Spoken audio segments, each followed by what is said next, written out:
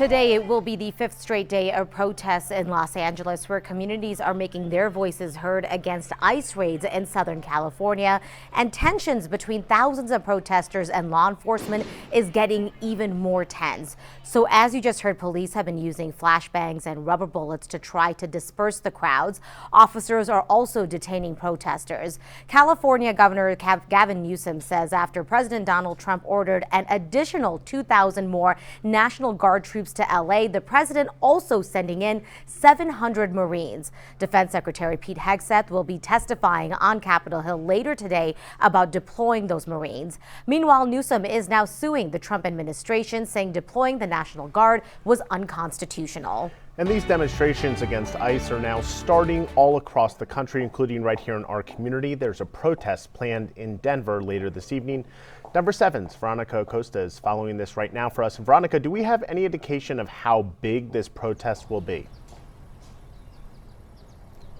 We don't. And, you know, this protest against immigration and customs enforcement, it's expected to happen right behind me at the Colorado State Capitol. Now, typically when this is the case, a permit is filed. I reached out to Colorado State Patrol. They say that's not the case. So we really have no indication of just how many people are expected at this particular protest. Despite that, CSP says they're going to be monitoring it all. Now, this is day 2 of local communities really making their voices heard. Take a look at this video. This is from yesterday over in Aurora. This is a group that's been protesting outside of that ICE Geo facility. They've been doing that for months now. They decided to go ahead and march through Aurora, showing their support, their solidarity with some of those protesters over in LA. And we spoke to some of them about why they chose to take part. Listen to what they had to say.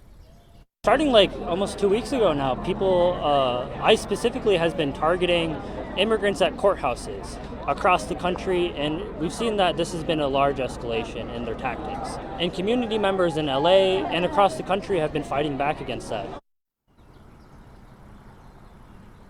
And Dan and Nusha, of course, we also reached out to the Denver Police Department. They told us they're aware of today's scheduled protests. They're going to be monitoring as well. And they also said they have the resources to respond if necessary, if there's any safety measures they need to take there as well. Today's planned protest is scheduled for 5:30 this afternoon.